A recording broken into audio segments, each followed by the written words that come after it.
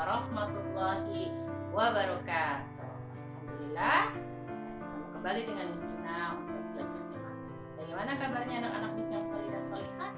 Mudah-mudahan semuanya selalu dalam lindungan Allah Subhanahu wa Ta'ala. Kali ini kita akan belajar tentang teks non fiksi. Sebelumnya, ada yang tahu nggak apa yang disebut dengan teks non fiksi? Nah, ya, betul, ada yang bisa menjawab dan belum ya. Oke, Miss jelaskan ya. Dalam bentuk lagu seperti biasa dengan nada balon. Tolong perhatikan Miss Ina ya, nak. Teks non fiksi adalah tulisan berdasar fakta, data hasil pengamatan, bukan imajinasi. Contoh teks non fiksi apa tuh? Pelajaran biografi, laporan berita, dan juga riwayat hidup. Ya, itu yang disebut dengan teks non fiksi. Jadi teks non fiksi adalah tulisan yang berdasarkan fakta, artinya sesuai dengan kenyataan. Nah, beda dengan yang disebut dengan teks fiksi. Kalau teks fiksi itu adalah tulisan yang berdasarkan imajinasi atau bukan yang sebenarnya, ya. Jadi tidak sesuai dengan fakta. Nah, contoh daripada teks non fiksi yang pertama adalah data yang dikumpulkan ya oleh seseorang ataupun sebuah lembaga, itu disebut dengan teks non fiksi. Kemudian ada juga yang hasil penelitian. Selanjutnya ada laporan, ada berita, kemudian riwayat hidup.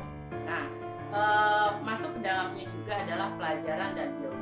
Yang disebut dengan biografi adalah tulisan tentang kehidupan seseorang dari awal sampai dengan akhir. Itu yang disebut dengan biografi. Kan teks non fiksi adalah teks bukan tentang kejadian yang sebenarnya. Kalau disebut juga dengan teks yang berdasarkan imajinasi atau daya hayal atau daya pikir seseorang.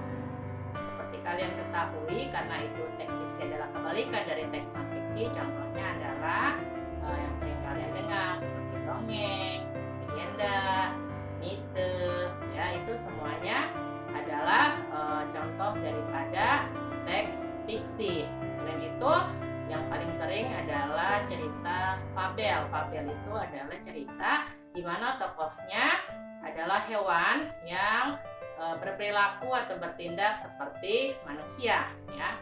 Tidak hanya terkait dengan hewan, bisa juga yang lainnya. Oke. Selanjutnya kembali kepada teks non fiksi. Teks non fiksi ini yang paling sering kalian temui dan kalian kenal adalah pelajaran. Jadi pelajaran, buku yang kalian pelajari, entah itu pelajaran tematik, matematika, dan yang lainnya, masuk ke dalam teks non fiksi. Kenapa? Karena itu isinya tentang kejadian yang sebenarnya, berisi data-data, informasi yang bukan berdasarkan imajinasi, tapi benar-benar tentang kondisi sekelilingnya. Oke, mudah-mudahan semuanya bisa ya membedakan apa itu teks fiksi dan teks non fiksi, terutama untuk teks non fiksi yang saat ini kita pelajari. Cukup sekian dari Miss Ina, kurang lebihnya mohon maaf. Billahi taufiq wal hidayah. Wassalamualaikum warahmatullahi wabarakatuh.